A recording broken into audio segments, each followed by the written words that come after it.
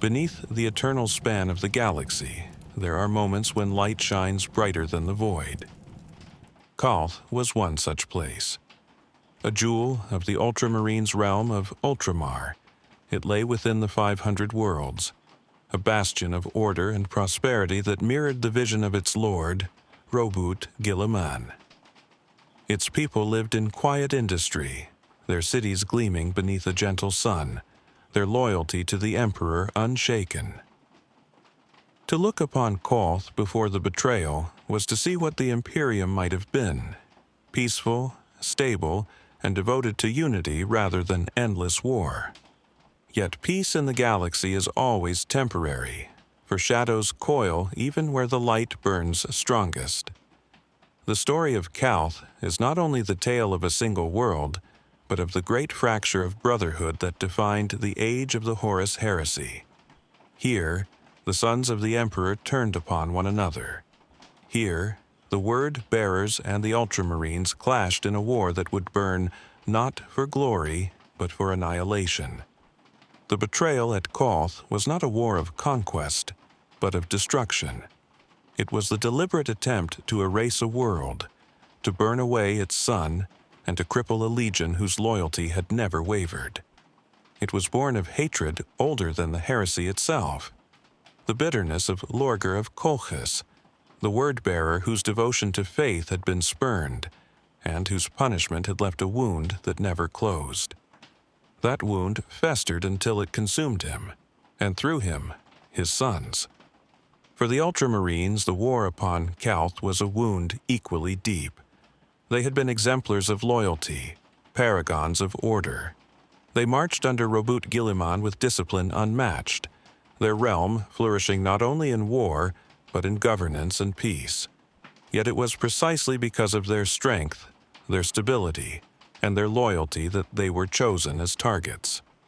In striking at Calth, Horus and Lorgar sought to cripple the Imperium's most steadfast defenders before the wider rebellion erupted. The tale we recount tonight is both tragic and mythic.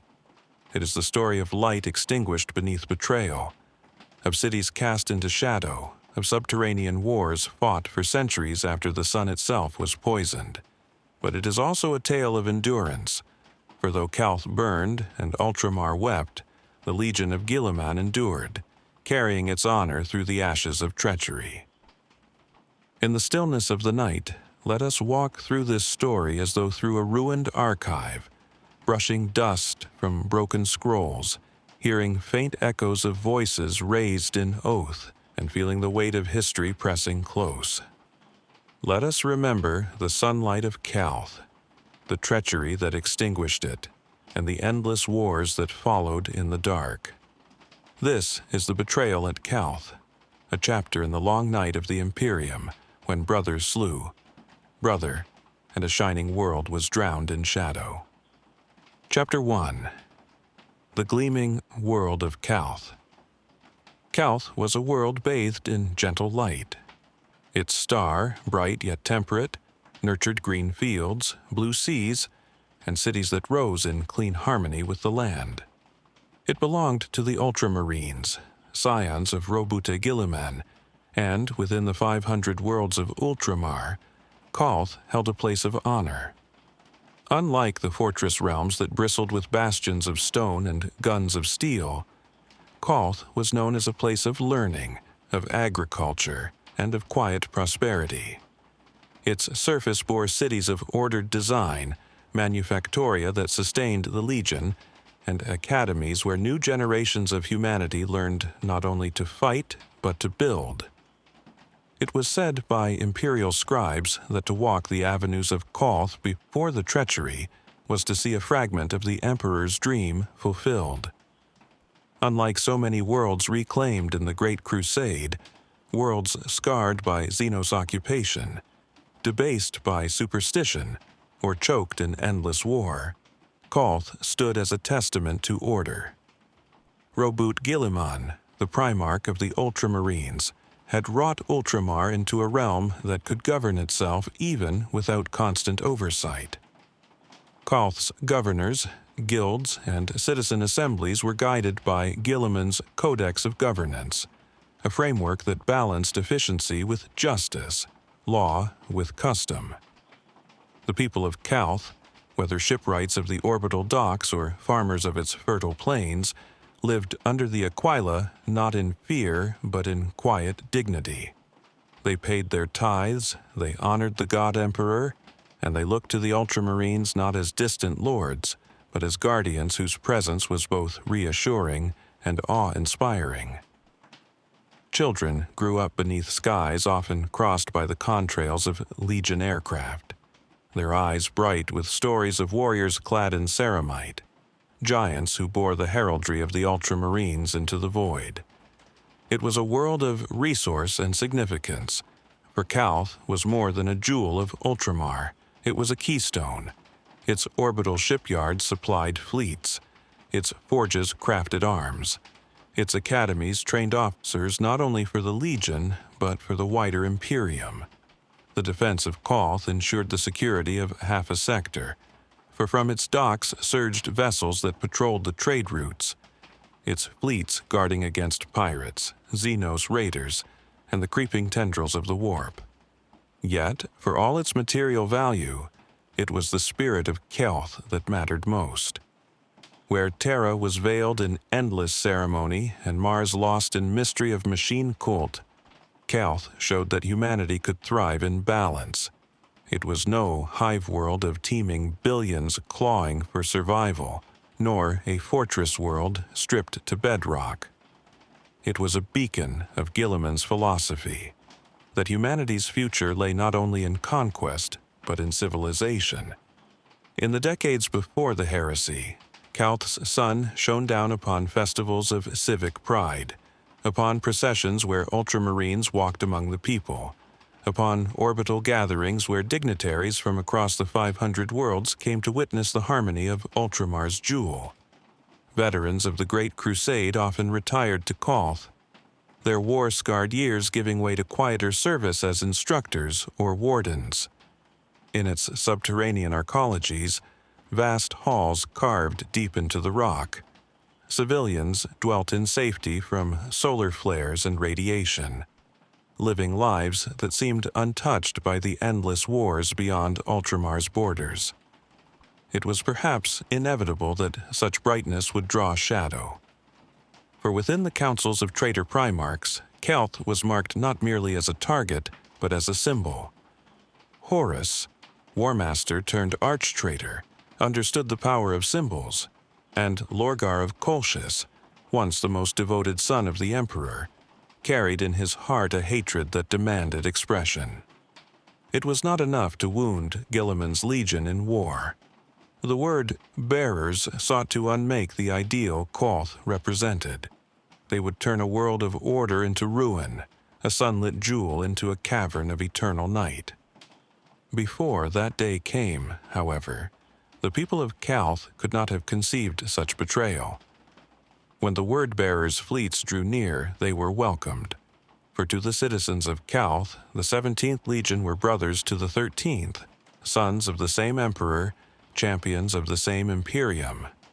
The word-bearers were expected as honored guests, their banners flying beside those of Guilliman, their ships docking in harbors prepared for celebration. The people prepared feasts, officials drew up speeches of welcome, and soldiers stood ready to honor their cousins in arms.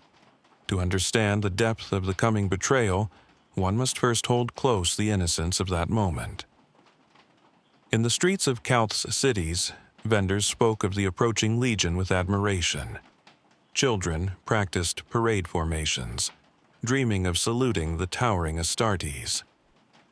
In the halls of governance, plans were drawn for joint campaigns, Ultramarines and word-bearers standing side by side in new ventures to secure the Imperium's borders. The air was thick with anticipation of brotherhood. The Ultramarines themselves harbored no suspicion.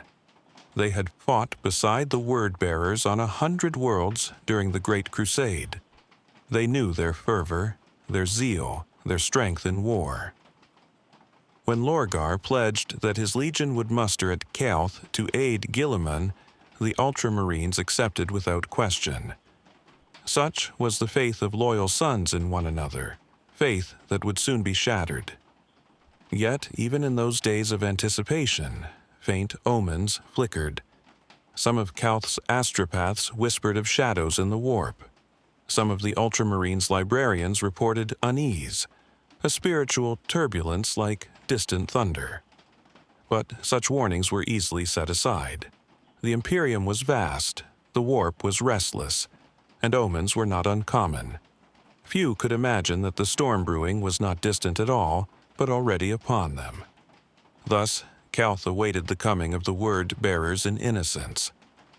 Its citizens continued their labors, its soldiers polished their arms, its scholars prepared lectures for their honored guests. Beneath a calm sun, the jewel of Ultramar gleamed as though nothing could disturb it. But history is cruel, and the galaxy has no mercy for innocence. The arrival of the word-bearers would not bring brotherhood, but blood. The feasts prepared would become ashes. The parades would be drowned in fire.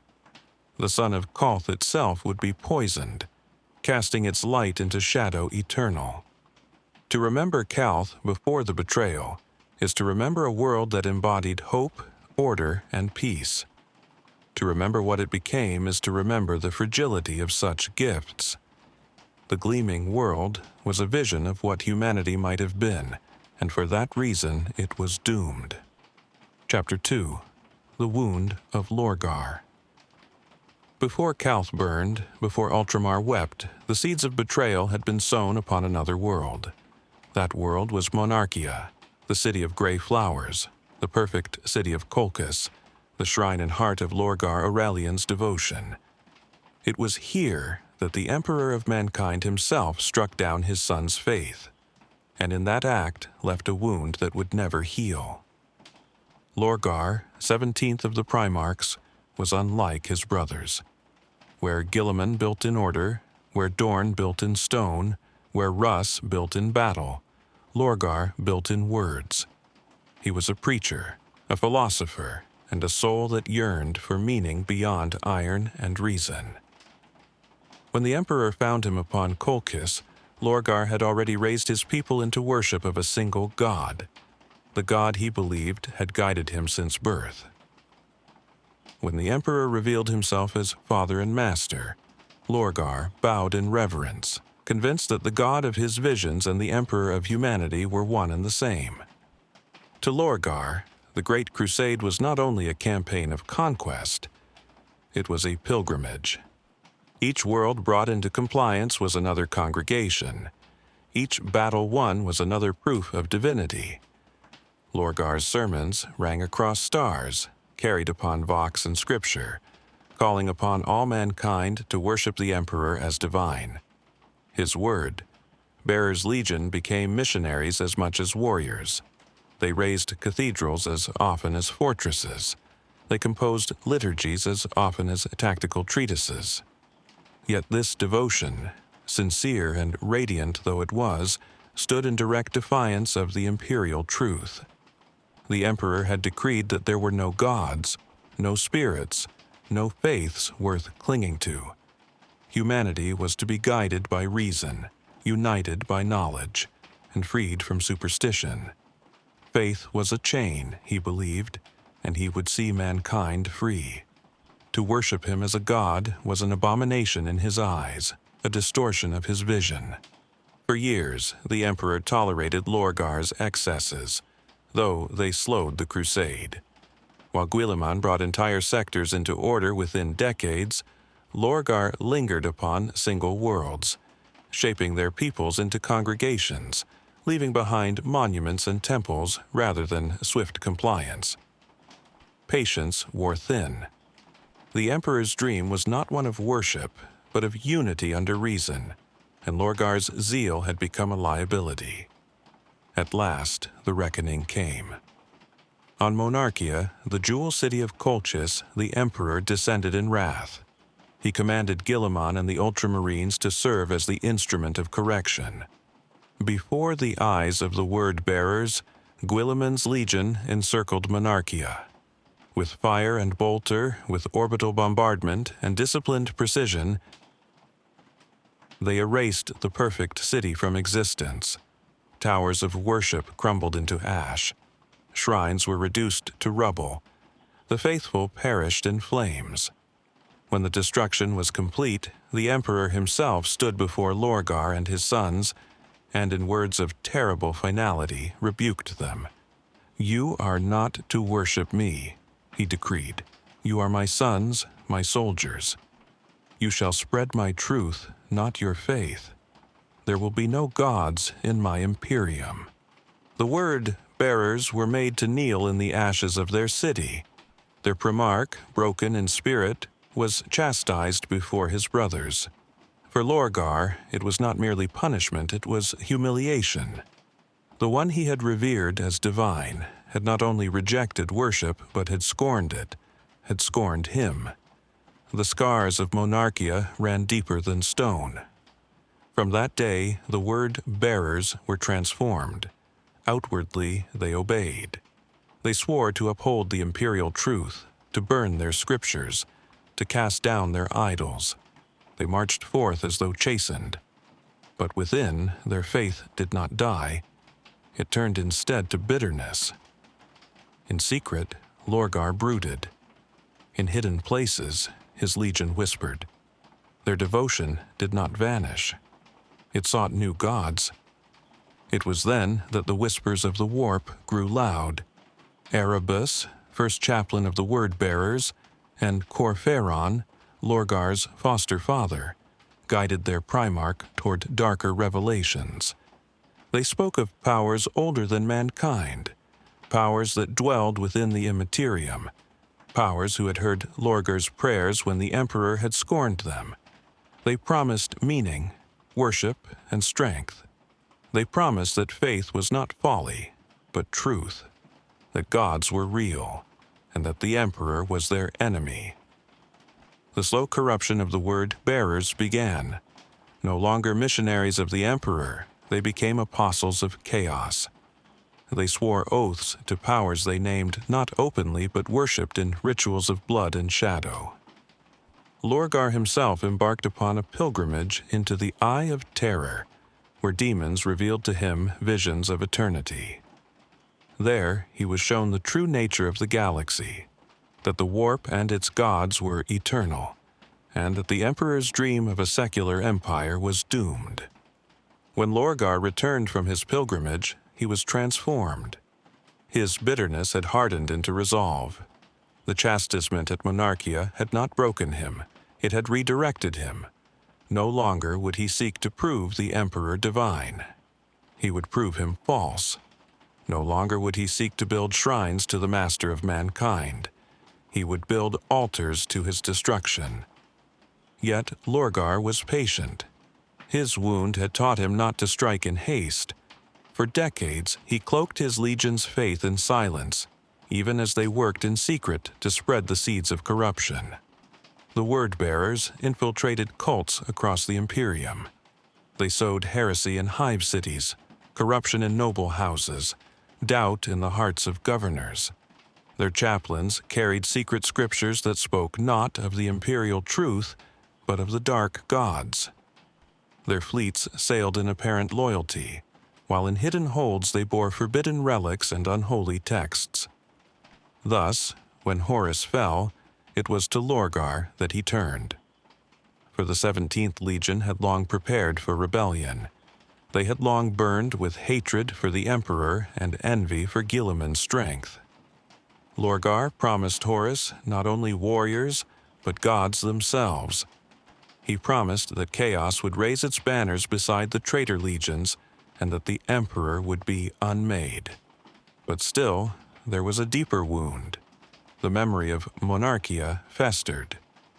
Guilliman, the obedient son, had been the hand that erased the perfect city. The Ultramarines, paragons of loyalty, had been the instrument of humiliation. For Lorgar, it was not enough to join Horus in rebellion. He demanded vengeance. He demanded that the Ultramarines suffer as he had suffered. Thus, Calth was chosen. It was not merely a strategic target, it was symbolic retribution. Lorgar would see Guilliman's jewel world burned as Monarchia had been burned. He would see Guilliman's legion humbled in ash as his own had knelt in ruins. He would not only strike at Ultramar's strength, he would scar its soul. And so the word bearers set their course. Their fleets sailed with banners of brotherhood, their vox channels filled with words of alliance. But beneath their oaths lay venom. Beneath their prayers lay curses. The wound of Lorgar had become a blade, and Calth was its destined victim. The seeds sown at Monarchia would bear fruit in fire. The chastised son would become the apostle of gods his father denied, and beneath the son of Calth, the wound would open once more, spilling blood enough to drown a world.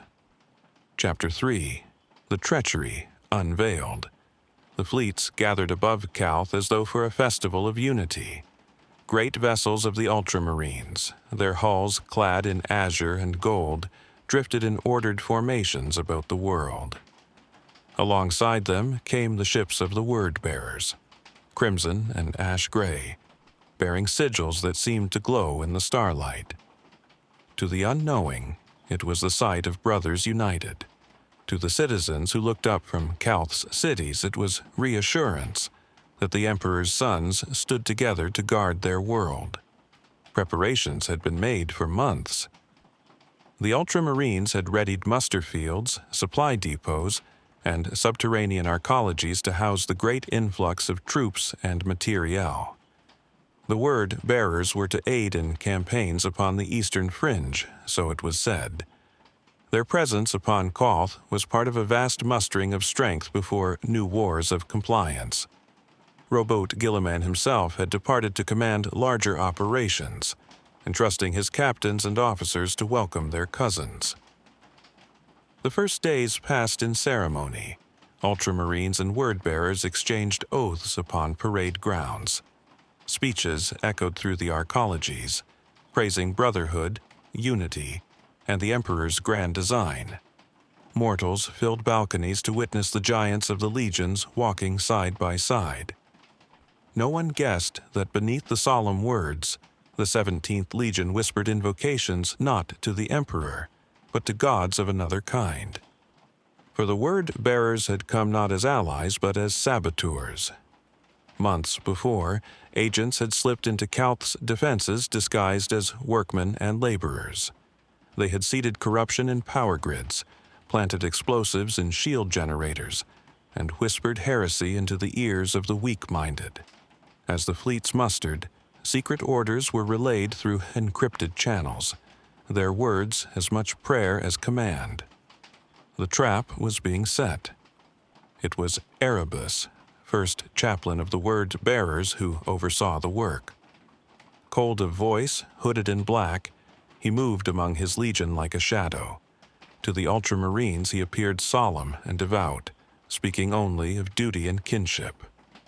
To his own he spoke in ritual phrases, his every word laced with blasphemous benediction. The destruction of Calth was not merely war, it was sacrifice. The world was to be offered up as altar, its blood spilled to empower the ruinous powers. On the appointed day, the Word-bearers struck. The treachery was unveiled not with warning, but with sudden fury. In orbit, Crimson warships pivoted their guns toward their unsuspecting allies. Lances of fire erupted, ripping through Ultramarine cruisers whose shields had been sabotaged. Plasma bursts gutted supply barges. Vox channels, once filled with calls of brotherhood, now carried curses and blasphemies. The void itself seemed to recoil as betrayal blossomed into fire. On the surface, the horror was no less sudden. At parade grounds where legions had stood shoulder to shoulder, Word-bearers turned their bolters upon their cousins. Fire tore through ranks that had moments before been filled with trust. Mortals who had gathered to cheer were cut down where they stood.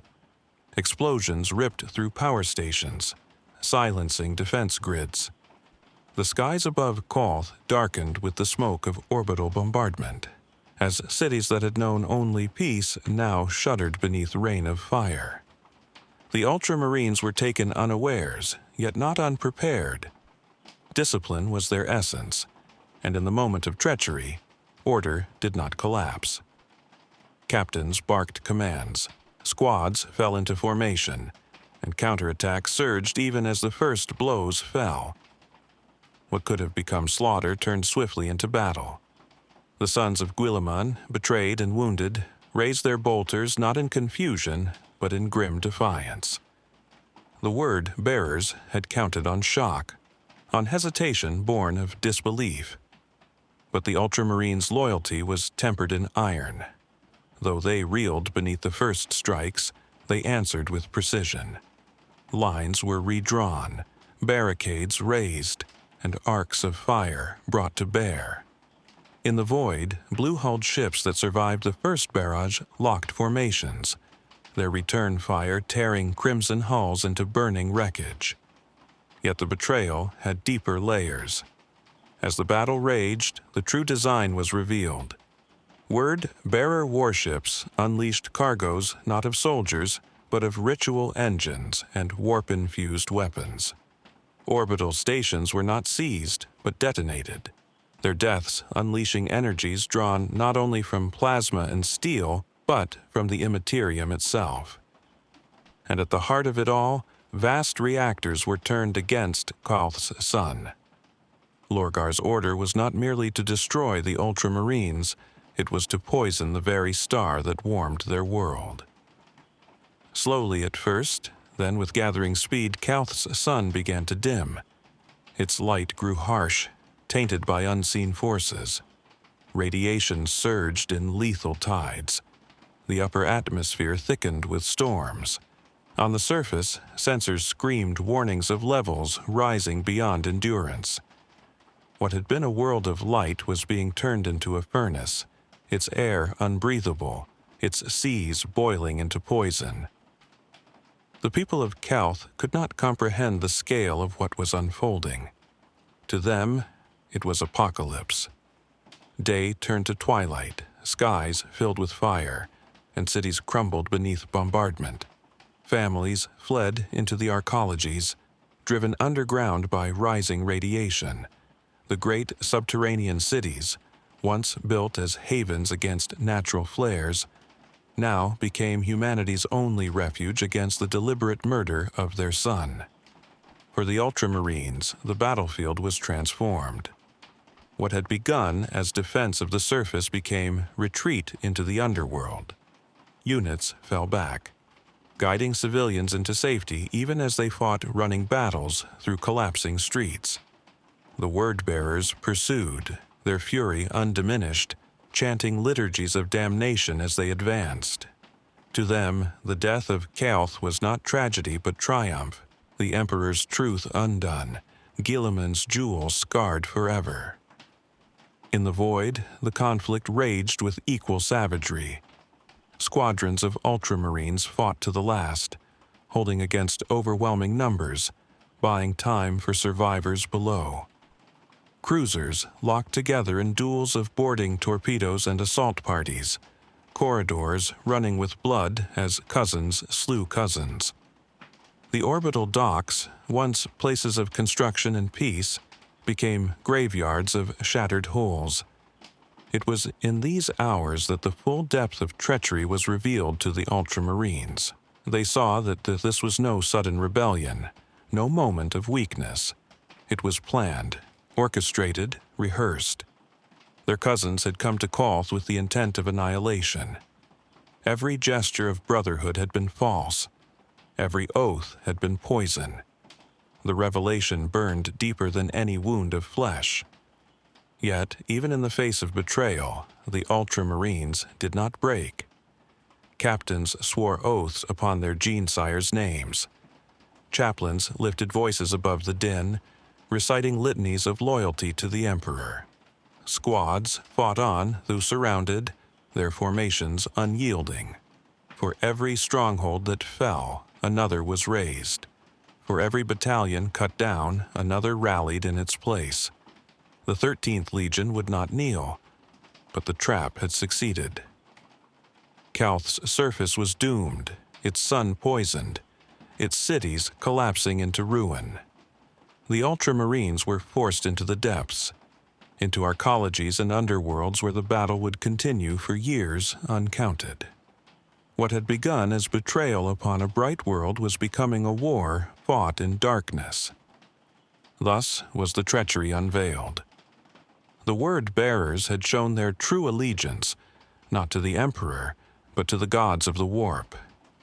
The Ultramarines had learned that loyalty was no shield against envy and hate, and the people of Calth had seen their world once a jewel cast into shadow. The opening act was complete. The feast had turned to ashes, the parade to fire, the brotherhood to slaughter. Beneath the poisoned sun, the betrayal at Calth had truly begun. Chapter 4. Fire Beneath the Sun. The sky above Calth was aflame. Where once its sun had shone with warmth and clarity, now it seethed with corruption, its radiance distorted by the ritual weapons of the word-bearers. Solar winds lashed the upper atmosphere with storms of radiation, tearing through shielding and boiling seas into vapor. The day dimmed into a lurid twilight, and the world that had known peace for centuries became a battlefield where even the light itself had turned against its people. The betrayal had been unveiled, yet the full storm was only beginning. The word-bearers, their ships entrenched in orbital dominance, poured fire upon the surface. Cities of gleaming stone and ordered avenues were consumed in bombardment.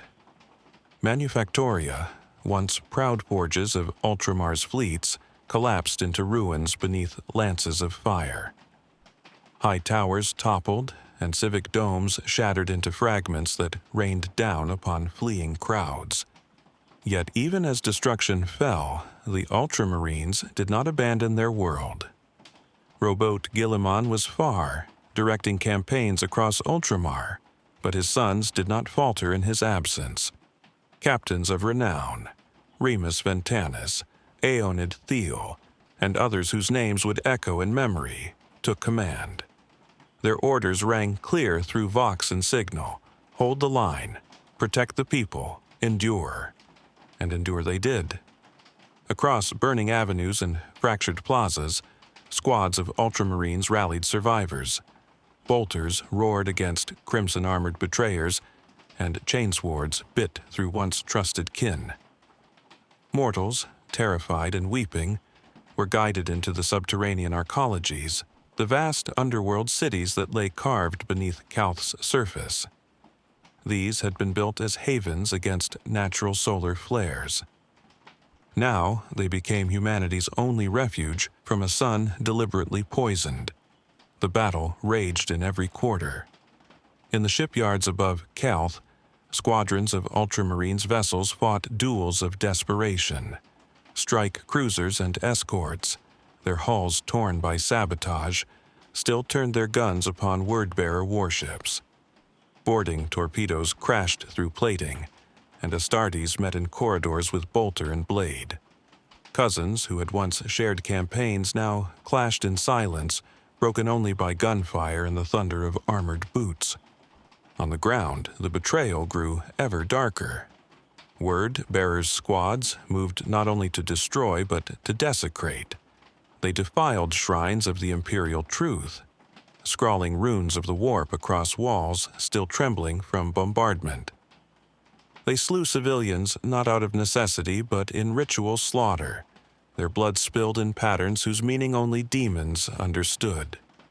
The fires of war were made into sacrifices, each death a litany to the dark gods. The Ultramarines answered with cold fury. Their order was their strength, and in that moment of despair, order became salvation. Remus Ventanus, known later as the Savior of Calth, established command from the subterranean arcologies, organizing counterattacks that slowed the word-bearers' advance. Aeonid Theo, once censured for his unorthodox methods, proved the value of his insight, devising tactics to counter chaos-corrupted strategies. Together, They held the 13th Legion intact, though battered, turning what could have been utter annihilation into a drawn-out war of survival. Above, the sun continued to burn. Its poisoned light lanced through the skies, killing any who lingered upon the surface too long. Radiation swept across oceans, bleaching them into lifeless expanses. Forests withered in moments, their leaves turning to ash. Whole ecosystems collapsed in hours. The very planet was being remade into a tomb. The people of Calth, once dwellers of bright fields and open skies, found themselves exiles in their own world. Families huddled in cavernous halls deep beneath the crust, their voices echoing in fear and prayer. The arcologies, built for stability, strained beneath the influx of millions. Resources dwindled, and the dark pressed close. Still, the Ultramarines stood guard, their armor gleaming in dim light, their presence the only reassurance that order endured. For the word-bearers, the devastation was only the beginning.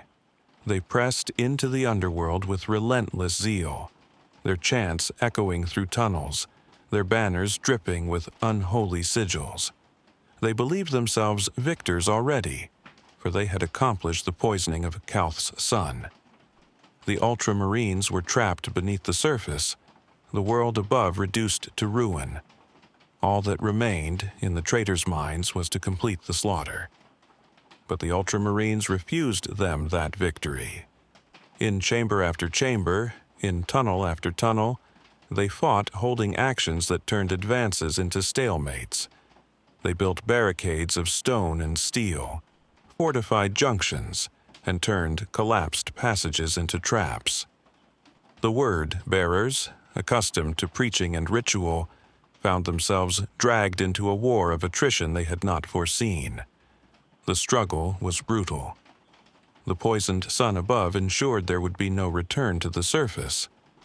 All battles henceforth would be fought in shadow, beneath rock lit by artificial glow. Yet in that shadow, the resolve of Guilliman's sons shone with its own light. They fought not for conquest, but for survival, not for glory, but for the lives of those who had entrusted them with protection. Stories would later be told of lone squads holding junctions for days without resupply, of mortals armed with nothing more than tools standing beside Astartes against armored traitors, of librarians who lit tunnels with psychic fire to drive back demons clawing their way into reality. Each story became part of the myth of Calth, a myth of endurance in the face of betrayal. In orbit, the battle reached its final crescendo. The Ultramarines' fleets, though shattered, managed to cripple many of the word-bearers' vessels, buying time for evacuation into the underworld. Yet the price was ruin. Docks were reduced to wreckage. Defense satellites burned in spirals of debris. By the time the last Ultramarine ships fell back, Calth's orbital defenses were no more. The void above the world was filled with drifting carcasses of ships, their fires still visible from the surface below. The sun, once the heart of Calth's peace, was now its executioner. What had given life now radiated death. The people who had worshipped its warmth now feared its every flare. In this, Lorgar's vengeance was complete. Monarchia had been burned by Guilliman under the Emperor's command. Now, Guilliman's world was burned by Lorgar under the command of Chaos. Symbol had answered symbol, wound answered wound. Yet vengeance is never complete, and hatred is never satisfied. The word-bearers had inflicted ruin, but the Ultramarines yet lived. Calth had been scarred, but it had not fallen. Beneath the poisoned sun, a new war was beginning. Not a war of skies and cities, but of tunnels and darkness. Thus, the battle passed from fire to shadow. The betrayal at Calth, born in sudden treachery and carried on wings of orbital flame, descended now into the underworld. The poisoned sun remained above, eternal reminder of what had been lost, while below, the sons of Guilliman and the sons of Lorgar prepared to wage a war without end. Chapter 5. Into the Underworld. The world above was lost. What remained of Calth, once a proud jewel of Ultramar within the 500 worlds, belonged now to poisoned light, and the drifting cinders of cities that had once been arranged like constellations upon green plains. The living fled downward, into the stone. Beneath the scarred crust they entered the arcologies, vast self-contained underground cities built to endure solar flares, trading sky for vault, breeze for filtration hum, and day for lamplight that never changed. The descent was orderly because the Ultramarines made it so. Lines of civilians moved like rivers, guided by blue-armored giants whose presence steadied every trembling hand. The underworld of Calth had long been a promise. Centuries earlier, engineers of the Mechanicum had carved transit spines and habitation cloisters into the bedrock, anticipating stellar weather that would demand shelter. They had designed galleries whose ceilings mimicked dawn to keep minds from fraying, and reservoirs whose depths were a city's quiet heart. Now, those promises were tested beyond all design. Radiation alarms tolled like mournful bells. Automatic doors sealed, pressure gates locked. The underworld accepted millions in a single day, and its careful balances groaned as if a leviathan had rolled over in sleep. It would have been panic had the sons of Guilliman not walked the pressure tunnels with measured pace and unwavering calm. Captain Remus Ventanus, later called the savior of Calth, bent the map of the arcologies into a plan. He requisitioned water plants for barracks and machine halls for triage. He drew fire lanes upon maintenance decks and turned freight lifts into battlements. "Order is oxygen," he declared, and his officers made it true. The word-bearers did not wait long to press the descent. In lit shafts where heat shimmered and the walls sweated, their squads advanced with banners that bled with iconography, intoning litanies that made the air taste of iron. What had been muster corridors became killing grounds. The first skirmishes were fast, brutal, and intimate. Bolter fire ricocheted between pylons, melee weapons clashed like struck glass, and the thunder of ceramite boots echoed down stairwells that dropped by the 100 meters. Here, the difference between the legions became its own climate. The word-bearers carried their sermons into every engagement, verses smeared across bulkheads in parchment strips and wet sigils. The Ultramarines moved as if they were lines drawn on a slate no one else could see. When a junction fell, a fallback door took its place. When a tunnel was breached, a countercut opened on the flank. Where the 17th Legion sought to raise a shrine, the 13th made a redoubt. The underworld recorded both in soot and in blood. Aenid Thiel, once censured for his unorthodox methods, found himself at home in such confines. He called for stripped heraldry and kill marks only, the better to disappear in shadow. He ordered squads to carry demolition charges and snare lines, and had bolters zeroed for ricochet fire off riveted steel. "Treat them as we would be treated," he told his warriors, "and unmake them as they would unmake us." In the narrow places of Calth, doctrine became a blade's width thinner and twice as sharp. The Mechanicum adepts, their robes singed and cog rosaries clacking, served the defense with quiet competence. They rerouted atmospherics, bled heat away from overworked reactors, and woke Guardian automata slumbering behind incense-stained panels. In some galleries they raised void shields, not strong enough to hold against macro weapons, but sufficient to make a junction's stone sweat with contained force, while Ultramarines reloaded behind it. When a pumping cathedral failed and black water roared down a transit spine, Skitarii soldiers set their boots and anchored cables like a stitched seam across a wound. hauling civilians to safety while bolter shells hissed through the mist like rain. The word bearers adapted with venomous speed. Where they seized a section, they fouled it with icons daubed in blood and chapels raised out of boiler rooms. They turned ventilation shafts into conduits for whispered prayers that unnerved those who heard them. From censers they poured scents no mortal plant had ever exhaled. The air grew heavy with the suggestion of unseen congregations. Those who listened too closely heard a second footstep behind their own, a second breath layered under the hiss of recyclers. Then came the rituals that no imperial litany records. Warp pressure pried at seams the Mechanicum swore were true. In long camera feeds, static resolved into the shape of eyes. A maintenance team entered a copper-greased lock and left it hours later with the same bodies but different smiles. A child's soft song drifted through an empty concourse where no child had ever been registered. Librarians of the Ultramarines went forward in pairs, warding sigils carved into the rims of their armor, force blades humming with restrained brilliance.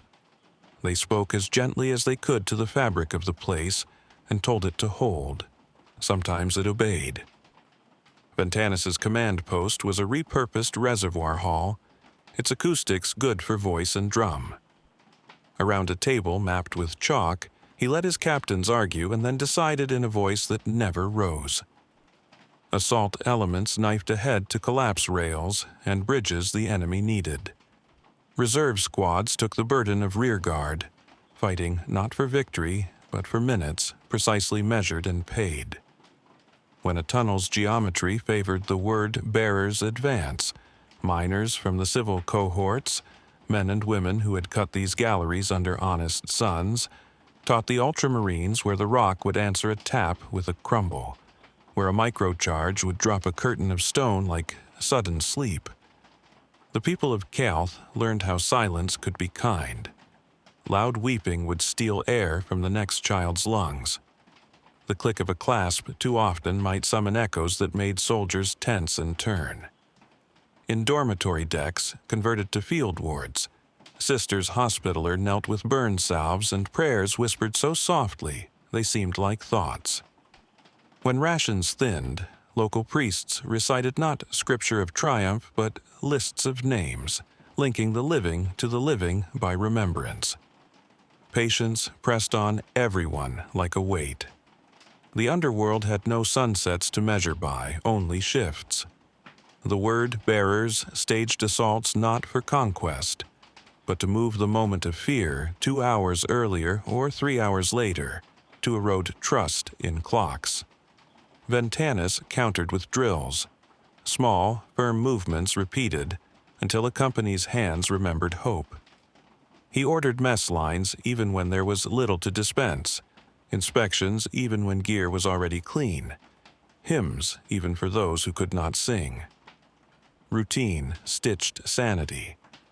There were places the Ultramarines surrendered because the alternative was to break men and rock alike. When a geothermal throat came alive, a column of invisible heat rising with a voice like distant thunder, Ventanus marked it red on his maps. He knew the word bearers would try to cross there, and he knew the arcology's bones would shift as the planet groaned. In time, a traitor's spearhead entered the throat's rim. The stone flexed. A bridge, hammered in haste and blessed with words other than physics, failed like a lie. In the eerie calm that followed, Ultramarines retrieved what gear they could and inscribed the names of no enemies at all. Some victories were silences. Ionid Thiel's experiments in anti-Astartes doctrine became a dusk school. He taught mortals how to read a transhuman stance, and thus where not to stand. He taught his own brethren to anticipate their instincts and thus avoid being anticipated. He set up mock choke points and had his red helms die a dozen times to show a squad what death looked like in time to step aside. It was unlovely work. It made the next day possible. The Mechanicum discovered that the enemy's rights seated machines with long delays. subtle miscalibrations that made gauges trustworthy until the moment they were most needed. Tech priests responded with countersigns, short prayers that were also patches, anomalies flagged with a circle and cross that meant not holy but hold. Skitarii patrols learned to stop at those marks and breathe, to let the urge to hurry pass through and out like a fever sweat. Above, the poisoned sun continued to pour its silent verdict across stone, keeping the surface a theology of ash. Messages to Macraga went out through astropaths like candles thrown into a storm. Some were received, more were eaten by distance that had become a labyrinth. Rumors spiraled, of a wider sundering, of warp tides turned to walls, of brethren scattered across an empire abruptly larger than its maps. Such whispers passed along bunks and were folded into the night, because dawn was no longer a thing to check against them. Calth's underworld settled into the shape of a siege that had not ended and would not soon end. The word-bearers kept coming, slower when the tunnels grew mean and faster when their chaplains found a resonance in the rock.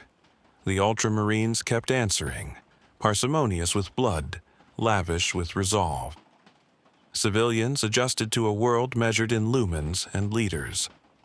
In one nursery alcove, a child learned to draw a sun she had never seen, a round of yellow on a ration wrapper, and an Astartes paused, then saluted the drawing as if it were a banner. The gesture passed into rumor and steadied more hearts than any bulletin. Thus, the war moved from catastrophe to continuance. Treachery's first blaze cooled into embers that would not die. In the cramped geometry of Calth's underworld, the 13th Legion proved that a straight line can be drawn even when the paper buckles, and the 17th proved that a crooked line can find every fold. The surface lay under a wrong light. Below, men and women learned how to breathe by counting one another. The betrayal at Calth had entered its second movement. Not fire, but pressure. Not spectacle, but endurance. Chapter 6. The Warp Unleashed. The war beneath Calth did not remain a struggle of stone and steel alone. In time, the walls themselves seemed to breathe, and the air grew heavy with whispers. The word-bearers had come prepared not only to kill, but to unmake.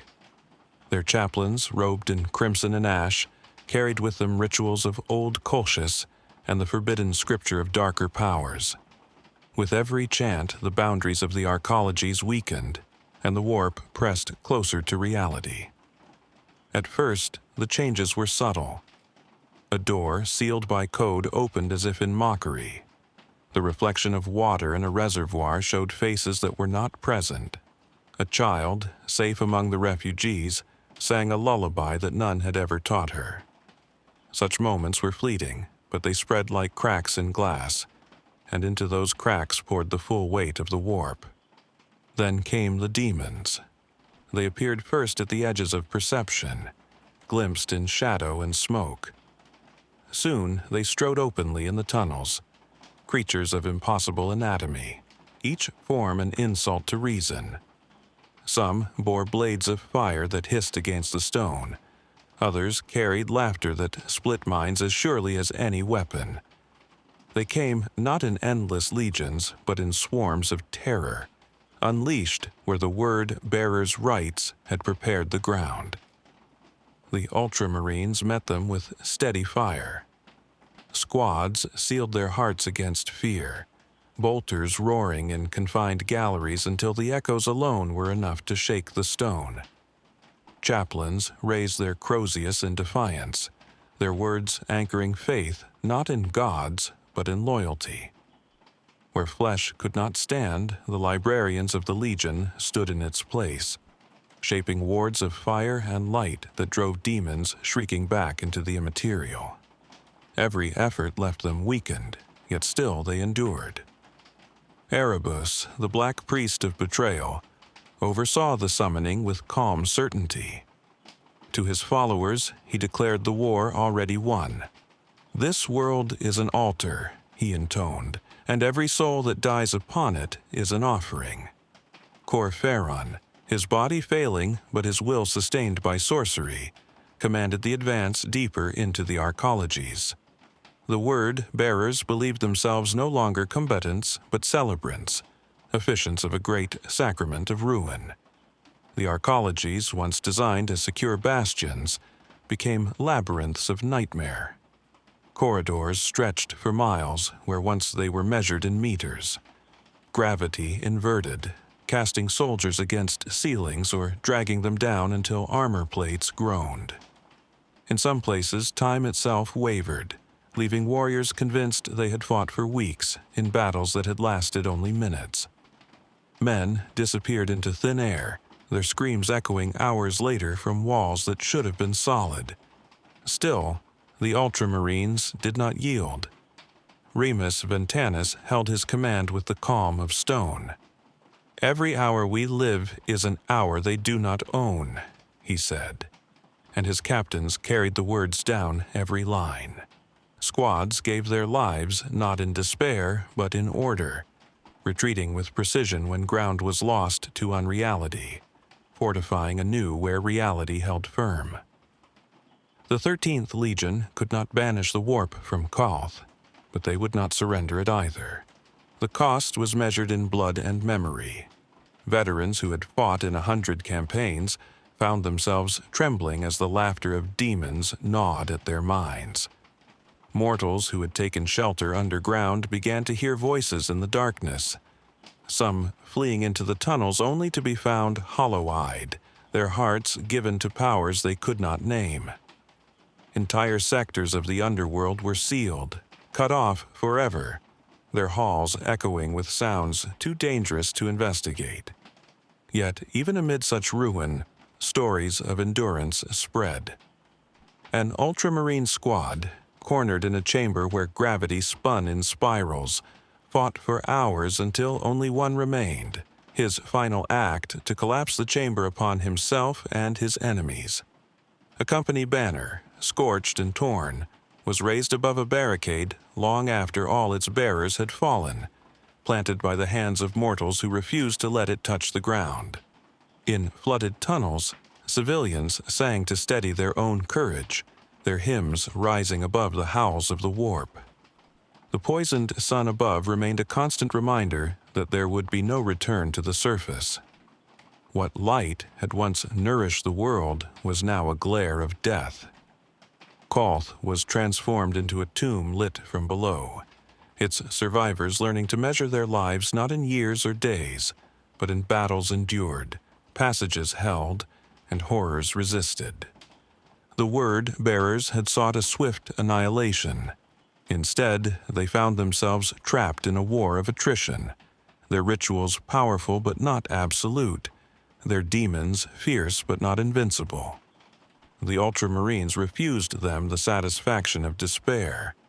Guilliman's sons could be wounded, scattered and scarred, but they would not be erased. Thus the war passed fully into the realm of the unreal. It was no longer simply a contest of armies, but of endurance against madness itself. The betrayal at Calth had become a battle between order and dissolution, between loyalty and the abyss. And though the abyss pressed close, the sons of Guilliman held their line. The warp was unleashed, but it was not victorious. Chapter 7. Echoes of Brotherhood. Broken. The betrayal at Calth was no longer a sudden wound but a slow agony. What began with fire from orbit had settled into a war that chewed at stone, spirit, and memory. As the months passed in the underworld, the great movements of fleets and legions gave way to smaller tales, the echoes of individuals who endured when endurance seemed impossible. Among them was Remus Ventanus, already hailed as the savior of Calth by those who lived only because his orders held chaos at bay. His voice, calm and precise, became the rhythm of survival. To his captains he gave little more than fragments, hold here until dark, or withdraw 3 paces only. Yet those words were anchors, and where they were followed, despair found no root. His presence was more than command. It was a reminder that order still had meaning in a world sliding into nightmare. Aeonid Theo, once chastised for questioning doctrine, became another voice of endurance. His insistence that the legions must learn how to fight one another had seemed unseemly in days when brotherhood was still assumed. Now, his lessons proved salvation.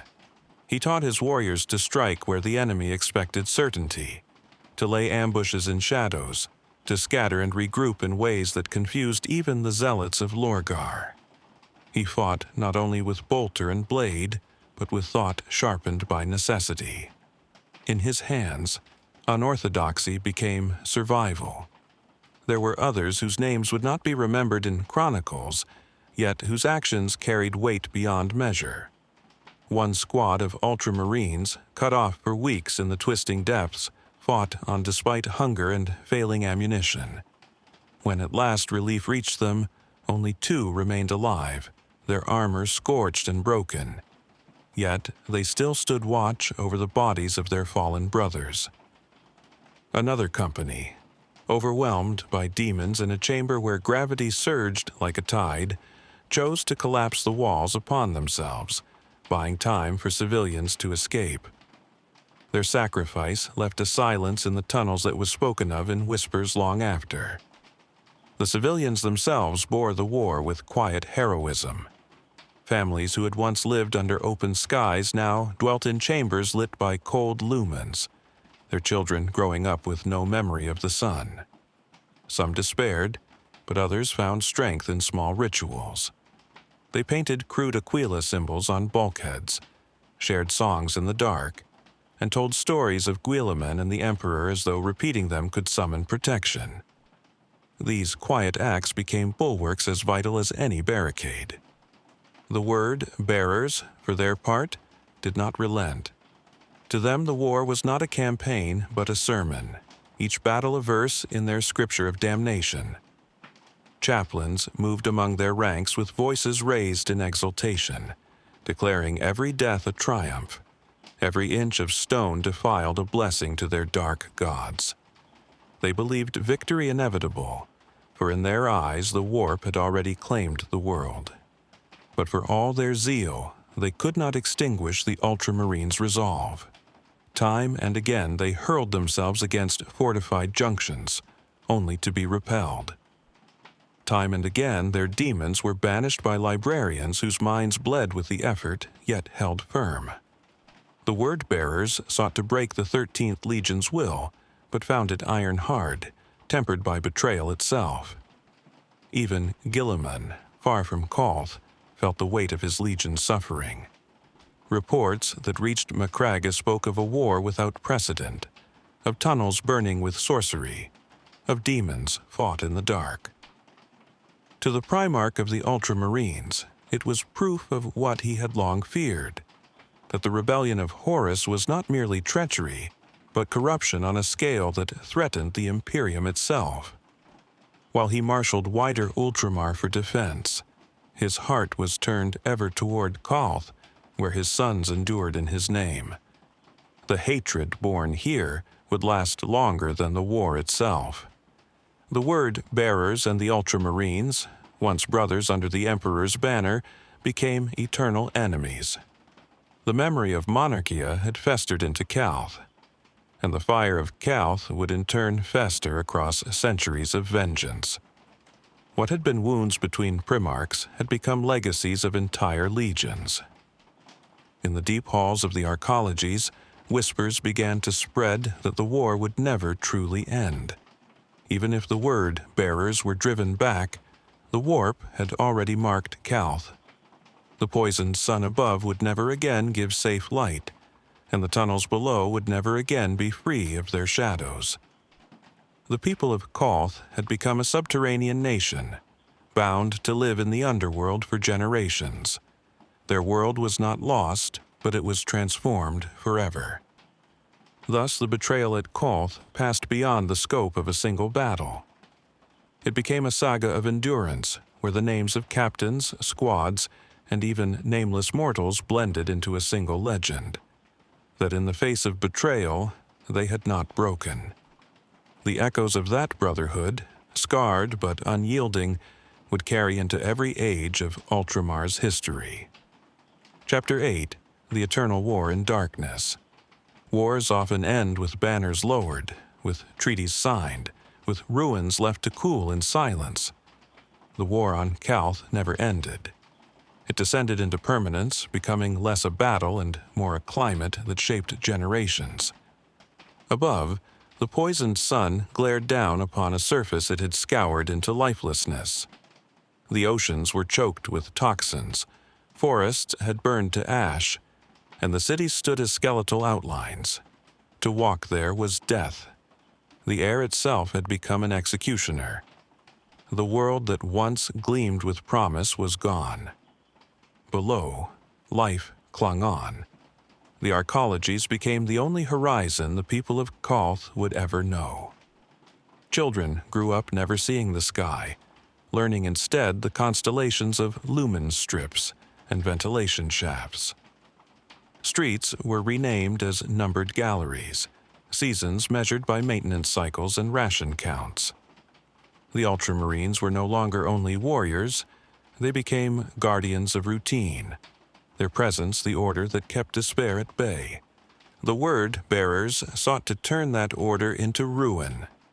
Denied a swift annihilation, they carried on with zeal, raising shrines in captured chambers and daubing their runes across bulkheads. Their chaplains declared every inch of stone a sermon, every sacrifice another verse. Yet the deeper the war ground on, the more their certainty curdled into exhaustion. They had promised revelation and found only resistance. Desecration became toil. The Ultramarines endured by discipline. Captain Remus Ventanus guided the defense with calm precision, conserving strength, refusing rash gestures, insisting that survival itself was victory. Aenid Thiel taught his brothers to adapt, reshaping doctrine to counter traitors who fought with their own skills turned against them. Librarians held the worst of the warp at bay, their minds scarred but unbroken. Together, they ensured that the 13th Legion bent but never broke. For the civilians, endurance was quieter but no less profound. Families painted crude Aquila symbols on corridor walls, sang to steady their courage, and shared stories of the Emperor and Guilliman as though the words themselves were defenses. Their will to live became another weapon, proof that treachery had not erased loyalty. Years passed, and still the war lingered. The word-bearers thinned as their greater duties to Horus's rebellion pulled them elsewhere. Some cultists remained in hidden enclaves, but the tide of their legion ebbed. The Ultramarines pressed back, sealing corrupted sectors, reclaiming junctions one by one. The arcologies remained haunted by warp scars, but the worst had been contained. Calth did not know victory, it knew survival. The surface was abandoned forever, its sun a constant curse. The underworld became the true face of the world, its people reconciled to life in the dark. Out of tragedy, they built a new identity, one that endured despite despair. What the word-bearers left behind was deeper than ruined stone. They left hatred.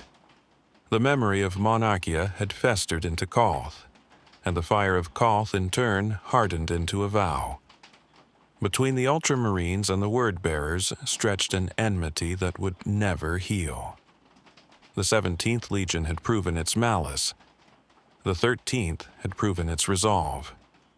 Their clash would echo again and again across centuries. Beyond Calth, the galaxy itself was unraveling. Rumors carried by astropaths spoke of Horus's rebellion spreading like wildfire, of legions divided, of worlds falling into fratricide. Guilliman marshaled the rest of Ultramar, but the wound inflicted at Calth was permanent. What had been a shining example of order was now a scarred reminder of betrayal. And yet there was meaning in the survival. The people of Calth proved that loyalty could endure catastrophe. The Ultramarines proved that discipline could resist even the warp. Together, they denied Lorgar his triumph. The world was ruined, yes, but not erased. Thus the betrayal at Calth ended not with triumph, but with a stalemate that would last generations. The war settled into legend, its battles retold as warnings, and its scars worn as lessons. The underworld remained a place of vigilance, where banners still hung in corridors and sentries still kept watch for enemies that might never come.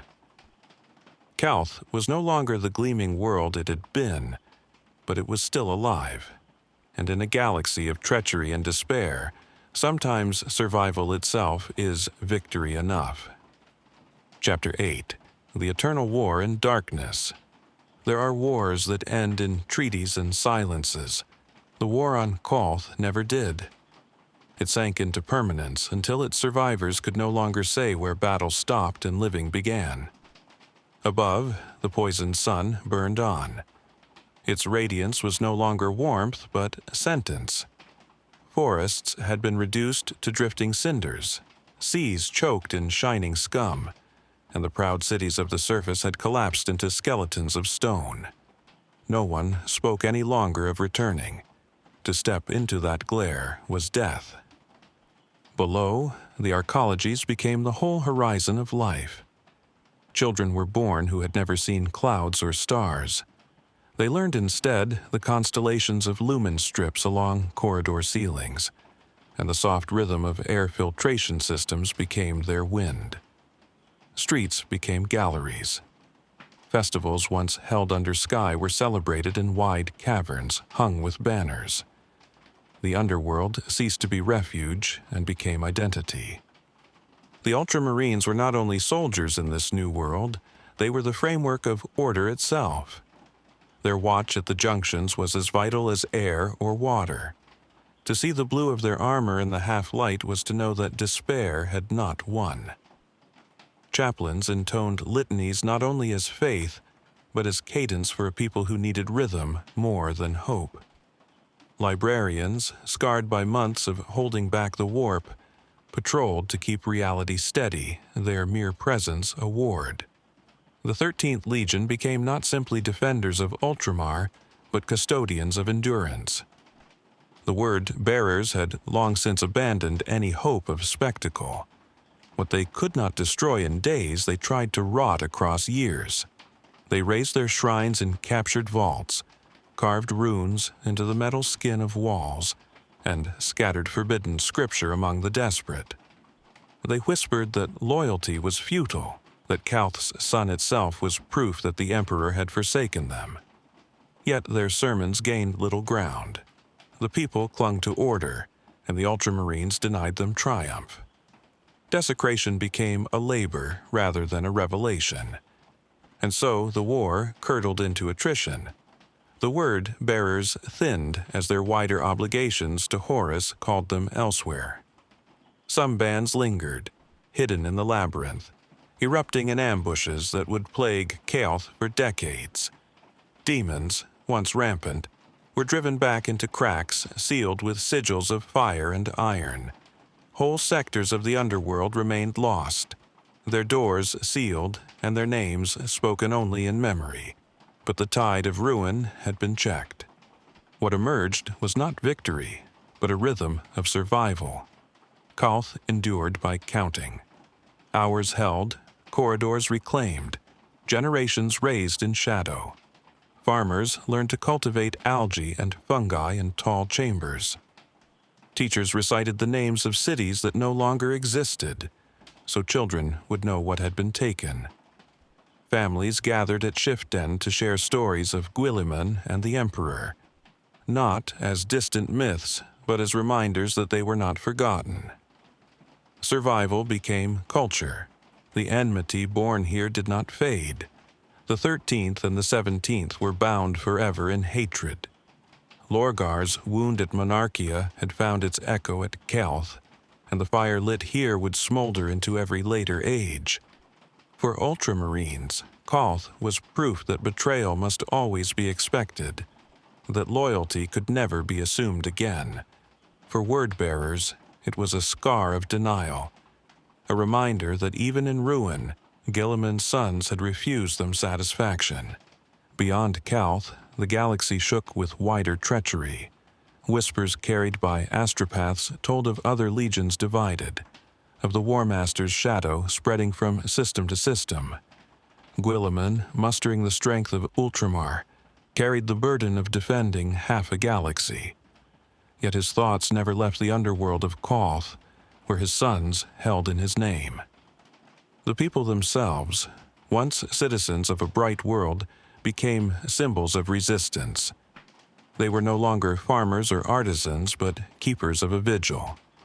They had seen the surface burn, had watched the sun turn traitor, and still they had not yielded. Their survival was itself a weapon against despair. Thus, Calth settled into its new shape. The surface was dead, the underworld haunted yet inhabited. The Ultramarines kept their vigil, the word-bearers nursed their hatred, and the galaxy moved on into deeper shadow. But the tale of Calth remained, a world drowned in darkness, yet not extinguished. It was no triumph, it was survival. And in the age of darkness, that was victory enough. Calth was never what it had been again. Its seas did not cleanse, its skies did not soften, and its sun remained a scar in the heavens. The world endured, but it endured in twilight, its people bound to stone, its warriors bound to vigilance. And yet, from that twilight came lessons that would echo across the millennia of the Imperium's long night. The first lesson was that betrayal could come from kin, and that even the Emperor's sons could turn against his dream. The second was that loyalty, though scarred and battered, could withstand even the most poisonous treachery. And the last was that survival itself, in a galaxy where victory is so often denied, is a triumph greater than conquest. For the Ultramarines, Calth became a vow etched into their hearts. They had been chosen as victims, marked for annihilation by envy and hate, yet they had endured. Their legion would carry that endurance into every war that followed. Their memory of the dark arcologies, a constant reminder that discipline is stronger than despair. For the word-bearers, Calth became a wound of denial, a bitterness that would never heal. In that mutual hatred, both legions were bound forever. The betrayal at Calth was but one battle in the age of the Horus heresy, yet its shadow fell long. It proved that even in the heart of light, darkness waits. It proved that the Emperor's dream would not be destroyed in a single blow, but corroded through wounds that would never close. And still, it proved that men can live in darkness and not surrender. Beneath a poisoned sun, humanity endured. And in that endurance, the flame of the Imperium continued to burn, faint, flickering, yet unextinguished.